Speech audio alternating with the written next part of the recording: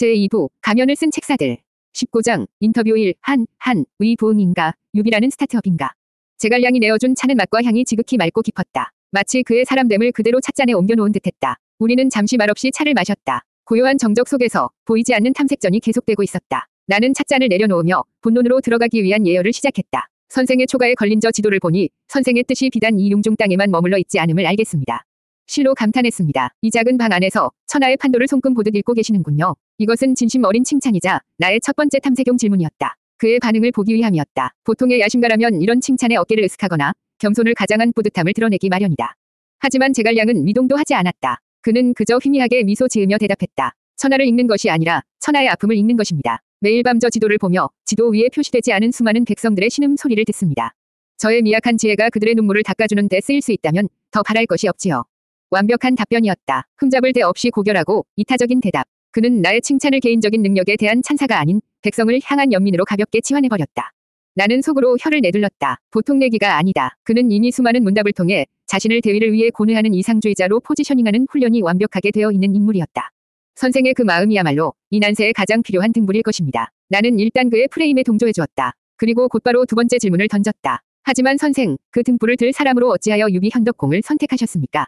천하에는 수많은 영웅들이 있고 심지어 한나라 황실의 후예들도 여럿 있습니다. 유비공은 아직 세력이 미약하고 변변한 땅 한 뼘이 가지지 못한 채 남의 땅을 떠도는 나그네 신세가 아닙니까? 이것은 그의 현실 인식 능력을 테스트하기 위한 질문이었다. 그가 정말 뜬구름 잡는 이상주의자인지 아니면 냉철한 현실 분석 위에 자신의 이상을 쌓아 올린 전략가인지를 확인해야 했다.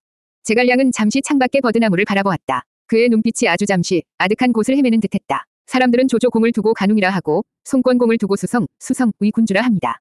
모두 일리가 있는 말이지요. 그들은 이미 강한 힘과 넓은 땅을 가졌습니다. 하지만 바로 그렇기 때문에 그들은 새로운 세상을 담을 그릇이 될 수 없습니다.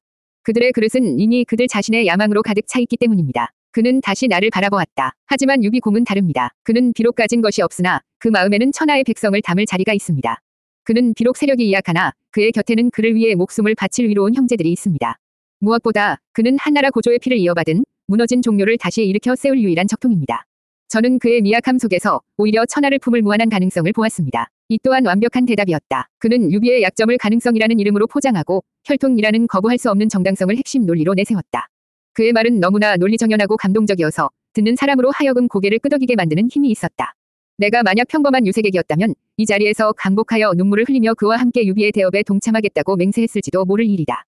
하지만 나는 기레기, 아니 기자였다. 나는 감동적인 서사보다는 불편한 진실에 더 끌리는 종류의 인간이었다. 나는 그의 완벽한 논리 속에서 교묘하게 감추어진 핵심을 보았다. 가능성과 정당성, 이 두 단어야말로 투자를 유치하려는 모든 스타트업 대표들이 입에 달고 사는 말이 아니던가.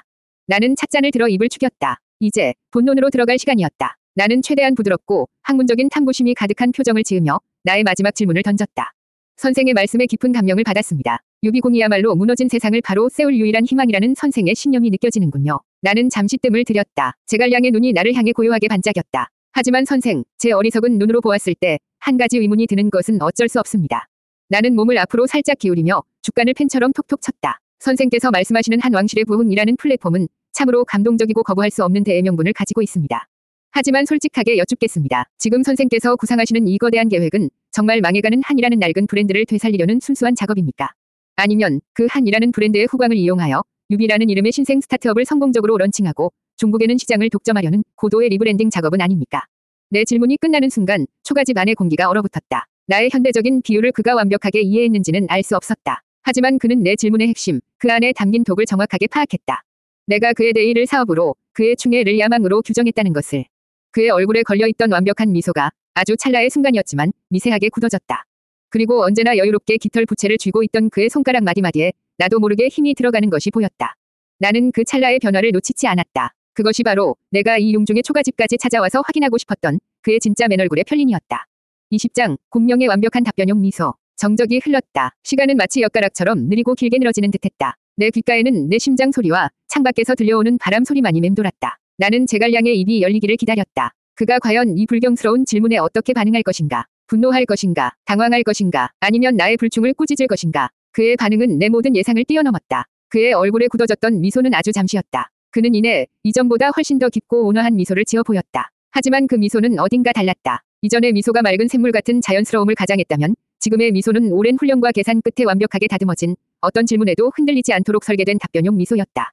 나는 그 미소를 알고 있었다. 국정감사장의 선 정치인의 얼굴에서 혹은 주주총회에서 경영 실적을 추궁당하는 대기업 총수의 얼굴에서 수없이 보았던 바로 그 미소였다. 프로페셔널하군. 나는 속으로 감탄했다. 그는 나의 도발에 감정적으로 반응하는 대신 철저하게 준비된 가면을 다시 고쳐 쓴 것이다.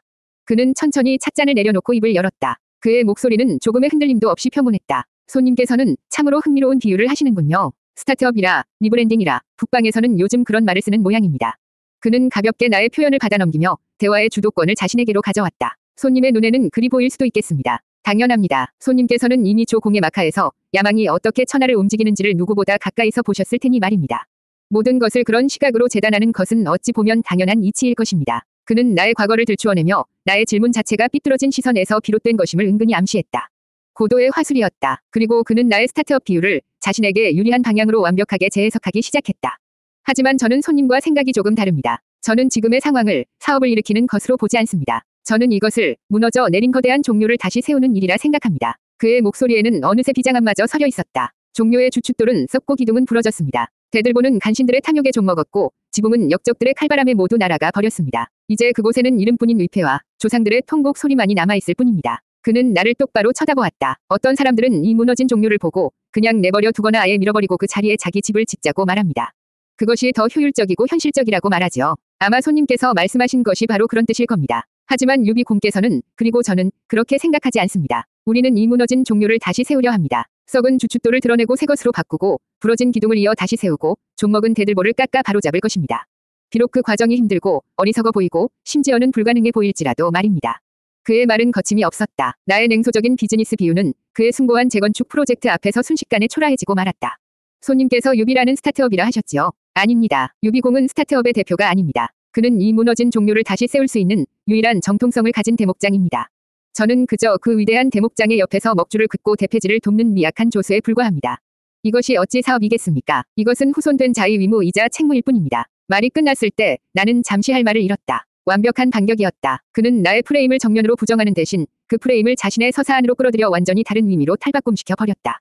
나는 나의 패배를 인정할 수밖에 없었다. 나는 그의 가면을 벗기려 했지만 그는 오히려 나에게 더 완벽하고 더 고결한 가면을 보여주었다. 인터뷰는 그것으로 끝났다. 우리는 몇 마디 차담을 더 나누었지만 더 이상의 진짜 대화는 없었다. 나는 정중하게 작별 인사를 하고 그의 초가집을 나섰다. 언덕을 내려오는 내내 나는 그의 마지막 답변용 미소를 잊을 수가 없었다. 그것은 패배자를 향한 승리자의 미소도 나를 비웃는 조소도 아니었다. 그것은 모든 것을 꿰뚫어보고 모든 것에 대비했으며 자신의 완벽한 논리 안에서 한 치위 흔들림도 없는 자만이 지을 수 있는 절대적인 자신감의 표현이었다.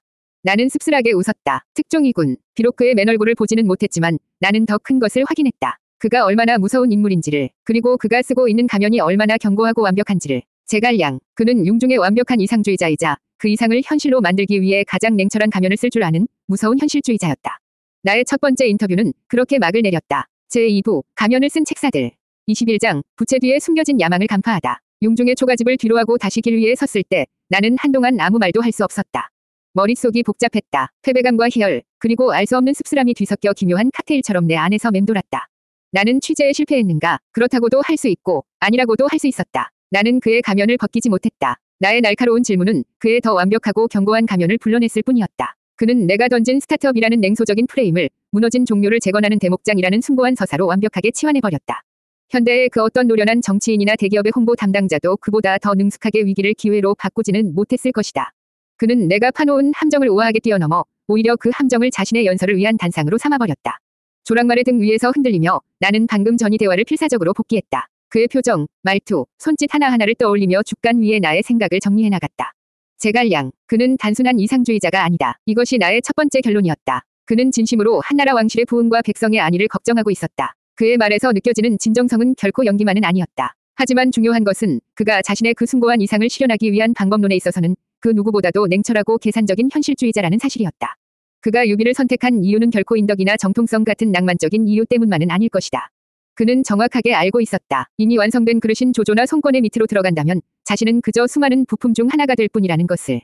자신의 비전과 전략을 온전히 펼치기 위해서는 아직 아무것도 그려지지 않은 새하얀 도화지, 즉 아무런 기반도 세력도 없는 유비가 최적의 파트너라는 사실을. 그는 유비라는 가능성에 투자한 것이 아니었다. 그는 유비라는 재료를 이용해 자신이 꿈꾸는 작품을 만들려는 것이었다. 유비는 그의 대업을 위한 주군이기도 했지만 동시에 그의 위대한 서사를 완성시켜줄 가장 중요한 주인공 캐릭터였다. 제갈량은 단순한 책사가 아니었다. 그는 이 거대한 난세라는 무대 위에서 유비라는 배우를 캐스팅하여 한나라 부흥이라는 제목의 대하 드라마를 직접 쓰고 연출하려는 총감독이었던 것이다. 그렇다면 그의 야망은 무엇인가? 나는 그의 깃털 부채를 떠올렸다. 대화 내내 그의 손에서 떠나지 않았던 그 부채. 그것은 단순히 더위를 쫓기 위한 도구가 아니었다. 그것은 그의 얼굴 일부를 가리는 방패이자 그의 진짜 속내를 감추는 완벽한 소품이었다. 그는 부채로 입을 가리며 미소 지었고 부채를 흔들며 생각에 잠겼고 부채 끝으로 지도를 가리키며 천하를 논했다. 그 부채의 움직임 하나하나가 철저하게 계산된 연기였다. 나는 마침내 그의 야망의 본질을 깨달았다. 그의 야망은 조조처럼 천하를 자신의 손아귀에 넣으려는 정복욕이 아니었다. 그렇다고 순욱처럼 쓰러져가는 왕조에 자신의 목숨을 바치는 순수한 충의도 아니었다. 그의 야망은 바로 완벽한 설계자가 되고자 하는 욕망이었다. 그는 이 혼란스러운 난세를 자신의 머릿속에 있는 청사진대로 완벽하게 재구성하고 싶어 했다. 모든 변수를 통제하고 모든 인물을 자신의 계획대로 움직여 역사라는 거대한 건축물을 자신의 설계도대로 완성시키고 싶은 지적인 오만함. 그것이 바로 부채 뒤에 숨겨진 그의 진짜 야망이었다. 그는 조조나 유비처럼 직접 피를 묻히는 왕이 되려는 것이 아니었다. 그는 왕을 만드는 왕, 킹메이커가 되려는 것이었다. 역사의 무대 뒤편에서 모든 것을 조종하고 마침내 자신의 작품이 완성되었을 때 역사가 자신의 이름을 신과 같은 존재로 기록하게 만들려는 것.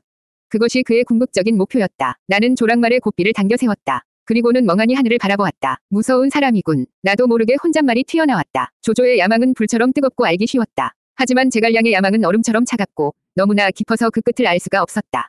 나는 나의 주간에 마지막 문장을 적었다. 결론, 와룡 제갈량. 그는 가장 숭고한 이상을 품고 가장 냉철한 가면을 쓴 남자. 그의 최종 목표는 천하 통일이 아니라 역사 그 자체를 자신의 작품으로 만드는 것이다.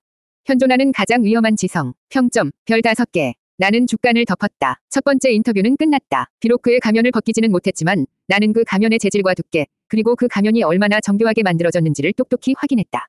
기자로서 이것만으로도 엄청난 수확이었다. 나는 다시 고삐를 잡았다. 이제 나의 눈은 다음 타겟을 향하고 있었다. 와룡을 만났으니 이제 그와 상벽을 이룬다는 또 다른 천재를 만나러 갈 차례였다. 용이 고요한 연못에 잠겨 때를 기다리는 존재라면 봉황은 잿더미 속에서 불길과 함께 솟아오르는 존재다. 나는 제갈량과는 전혀 다른 방식으로 이난세를 뒤흔들 또 다른 야심가의 모습이 궁금해졌다. 22장, 두 번째 타겟, 봉추, 방통. 제갈량과의 인터뷰 이후 나는 며칠 동안 양양에 머물며 내가 얻은 정보를 정리하고 다음 취재 계획을 세웠다. 와룡을 만났으니 이제 남은 한 사람은 봉추였다. 수경 선생 사마휘가 와룡과 봉추, 둘 중 하나만 얻어도 천하를 얻을 수 있다고 말했을 때 사람들은 와룡만큼이나 봉추라는 이름에 주목했다. 나는 이 두 천재를 비교 분석하는 것만으로도 이 시대의 지성이 나아갈 두 갈래의 길을 엿볼 수 있으리라 생각했다. 나는 다시 주루와 저작거리를 오가며 봉추에 대한 정보를 수집하기 시작했다. 제갈량이 신비주의를 통해 자신의 가치를 높였다면 봉추 방통에 대한 평가는 그야말로 극단적이었다. 방통, 그 못생긴 사내 말이오. 생긴 것만큼이나 성격도 괴팍하기 짝이 없지. 재주는 있다 하나 너무 오만해서 주변에 사람이 없다오. 듣자 하니 처음 관직에 나아갔을 때도 너무 일을 안 해서 쫓겨날 뻔했다더군. 그런데 유비공과 제갈 군사가 그의 진가를 알아보고 중용했다지. 사람 보는 눈들이 참으로 희한해. 사람들의 평가는 대부분 그의 외모와 괴팍한 성격에 집중되어 있었다. 하지만 그를 제대로 아는 소수의 사람들의 이야기는 달랐다. 나는 수소문 끝에 젊은 시절 방통과 함께 공부했다는 한 늙은 선비를 만날 수 있었다. 봉추는 그릇의 크기를 잴 수 없는 사람입니다. 그는 회상에 잠긴 듯 아련한 눈으로 말했다. 사람들은 그의 외모만 보고 그를 판단하지만 그의 머릿속에는 낡은 세상을 모두 부수고 새로운 세상을 세울 거대한 계획이 들어있어. 와룡이 정교한 설계도를 그려 집을 짓는 대목장이라면 봉추는 썩은 집을 단숨에 무너뜨릴 거대한 망치와 같은 사람이지. 그의 방식은 거칠고 위험하지만 그만큼 빠르고 강력하오. 망치. 나는 그 비유가 마음에 들었다. 제갈량이 건설이라면 방통은 파괴였다. 나는 이 두 사람의 인터뷰를 통해 이난세라는 거대한 재개발 프로젝트의 두 가지 상반된 방법론을 비교할 수 있을 터였다. 문제는 그를 만나는 방법이었다. 제갈량은 융중이라는 자신의 영지에 칩거하고 있었기에 찾아가기 쉬웠지만 방통은 달랐다. 그는 유비의 마카에 합류한 이후 형조의 여러 지역을 돌아다니며 군사 요충지를 살피고 새로운 전략을 구상하는 등 매우 활동적으로 움직이고 있었다. 그는 한 곳에 머무르는 사람이 아니었다. 이건 잠입 취재가 아니라 추적 취재가 되겠군. 나는 쓴웃음을 지었다. 하지만 포기할 수는 없었다. 나는 나의 프레스 패스인 곽가의 명성을 다시 한번 이용하기로 했다. 나는 방통의 숙부이자 형조의 명사인 사마휘를 찾아가기로 마음먹었다. 사마휘, 즉 수경 선생은 제갈량과 방통 모두를 세상에 알린 인물이다. 그러면 방통의 행방을 알거나 최소한 연락을 취할 다리를 놓아줄 수 있을 터였다. 또한 죽은 곽가가 수경 선생을 찾아와 시국을 논했다는 소문이 퍼진다면 방통 역시 나에 대한 호기심을 참지 못하고 스스로 나를 찾아올지도 모를 일이었다. 나는 즉시 말을 돌려 수경 선생이 머물고 있다는 산속의 서원으로 향했다. 며칠을 헤맨 끝에 나는 깊은 산중에 자리 잡은 고요한 서원에 도착할 수 있었다. 서원에는 수십 명의 젊은 학자들이 책을 읽거나 토론을 하고 있었다. 내가 나의 신분을 밝히자 서원은 금세 발칵 뒤집혔다. 수경 선생은 버선발로 뛰어나와 나를 맞이했다. 아이고, 이런 누추한 곳에 어찌 천하의 기재께서 행차하셨소. 소문은 익히 들었소. 선생께서 죽음을 위장하고 초야에 묻혀 진정한 역사를 기록하고 계시다고 실로 감복했소이다. 역시 나의 명성은 이곳까지 완벽하게 도달해 있었다. 나는 수경 선생과 마주 앉아 며칠 밤낮으로 천하의 정세와 인물에 대해 토론했다.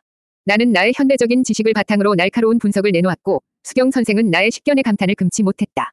마침내 내가 원하던 순간이 왔다. 선생님, 와룡을 만나 그의 깊은 뜻을 확인했으니 이제 봉추를 만나 그의 지혜를 들어보고 싶습니다.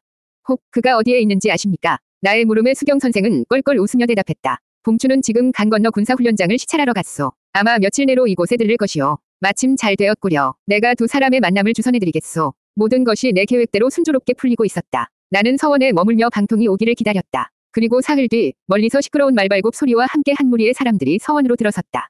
그들의 가장 앞에서 못생긴 얼굴에 오만함이 가득한 한 사내가 말을 몰고 있었다.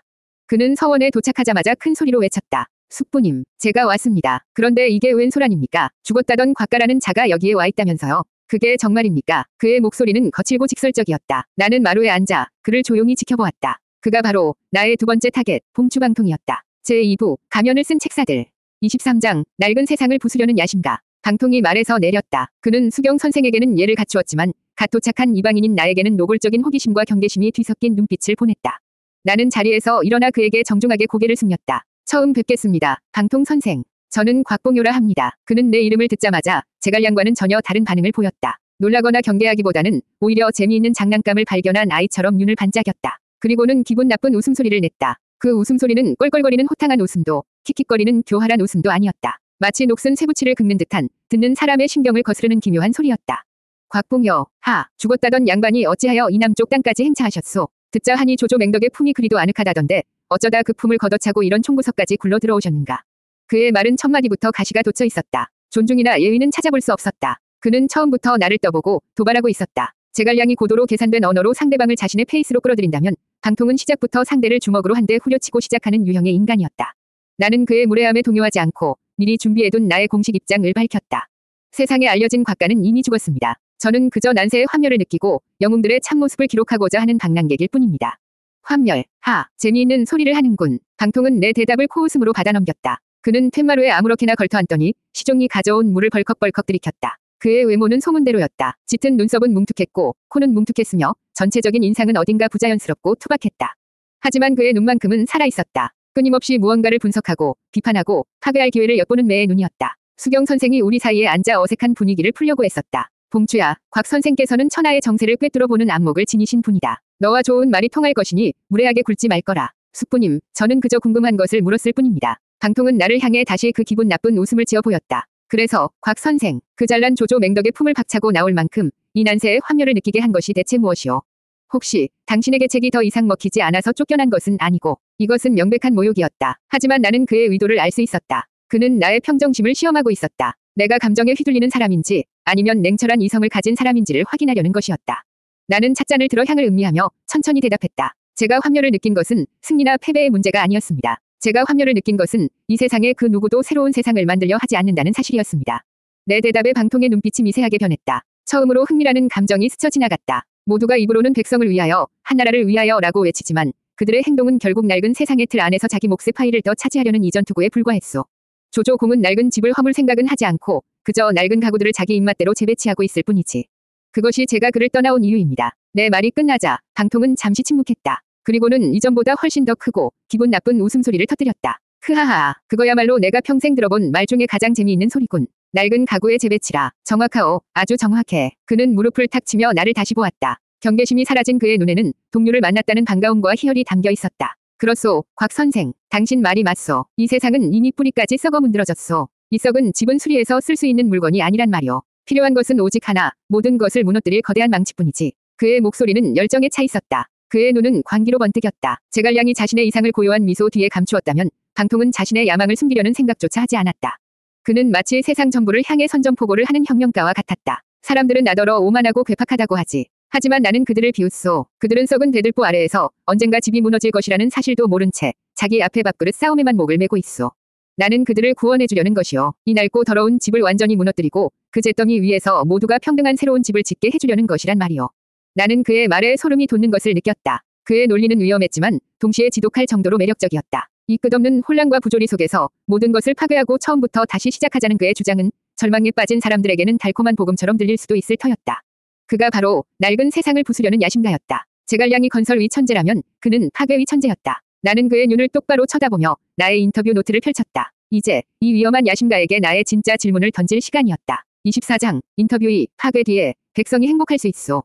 방통의 열변이 끝나고 서원의 공기는 잠시 그의 광적인 열기로 후끈 달아올랐다. 수경 선생은 곤란한 듯 헛기침을 했고 주변에서 우리를 지켜보던 젊은 학자들은 두려움과 경외가 뒤섞인 눈으로 그를 바라보고 있었다. 나는 붓을 들어 죽간 위에 그의 말을 빠르게 받아 적었다. 그의 말은 거칠었지만 그 핵심 논리는 날카롭고 명확했다. 나는 붓을 내려놓고 그를 향해 조용히 입을 열었다. 선생의 말씀에 깊은 감명을 받았습니다. 썩은 집을 부수어야 한다는 선생의 진단은 그 누구도 부정하기 어려울 것입니다. 저 역시 같은 생각을 하고 있습니다. 나는 일단 그의 논리에 동의하며 그가 마음을 열도록 유도했다. 방통은 만족스러운 표정으로 고개를 끄덕였다. 역시 곽 선생은 말이 통하는 분이구려. 하지만 선생, 저의 어리석은 머리로는 한 가지 의문이 풀리지 않습니다. 나는 최대한 순진하고 학문적인 호기심이 가득한 표정을 지었다. 기자의 가장 강력한 무기는 때로 순진한 무지를 가장하는 것이다. 선생께서는 낡은 집을 부수고 그 잿더미 위에서 새로운 집을 짓는다고 하셨습니다. 실로 원대한 계획입니다. 그런데 선생, 그 집이 무너져 내릴 때 그 안에 살고 있던 사람들은 어떻게 되는 것입니까? 내 질문에 방통의 미간이 살짝 찌푸려졌다. 사람들이라니 무슨 말이요? 제가 말하는 사람들은 왕이나 제후 혹은 장수나 책사들이 아닙니다. 제가 말하는 사람들은 그저 하루하루 밭을 갈고 아이를 낳고 세금을 바치며 살아가는 이름 없는 백성들입니다. 나는 그의 눈을 똑바로 쳐다보며 나의 진짜 질문을 던졌다. 선생의 그 위대한 파괴위 과정 속에서 수많은 백성들이 집을 잃고 가족을 잃고 목숨을 잃게 될 것입니다. 그들은 선생의 망치질에 깔려 죽는 개미와 같은 신세가 되겠지요. 선생께 묻겠습니다. 그 모든 파괴가 끝난 뒤에 살아남은 백성들은 과연 행복할 수 있겠습니까? 그 잿더미 위에서 그들은 과연 웃을 수 있겠습니까? 내 질문이 끝나자 방통의 얼굴에서 웃음기가 완전히 사라졌다. 그의 눈이 차갑게 빛나기 시작했다. 그는 나를 쳐다보았다. 마치 이해할 수 없는 벌레를 보는 듯한 눈빛이었다. 곽 선생, 그의 목소리는 이전의 열정은 온데간데없고 얼음처럼 차가웠다. 당신은 지금 큰 병에 걸려 죽어가는 환자를 앞에 두고 수술의 고통을 걱정하고 있는 것이요. 하지만 그 환자는 하나의 몸이 아니라 수천만 개의 각기 다른 생명입니다. 그들에게는 선생의 위대한 수술보다 당장 내일 먹을 한 끼의 밥이 더 중요할 수 있습니다. 그것이 바로 그들이 평생 노예처럼 살아가는 이유요. 방통이 버럭 소리를 질렀다. 그들은 눈앞의 밥 한 그릇에 연연하느라 자신들을 굶기는 세상의 구조를 보지 못하오. 누군가는 그들을 위해 악력을 자처해야만 하오. 골마 터진 상처를 도려내려면 당연히 피가 나고 고통이 따르는 법. 그것을 두려워해서는 아무것도 바꿀 수 없소. 그 피를 흘리는 것이 선생 자신이 아니라 힘없는 백성들이라는 것이 문제의 핵심이 아닙니까?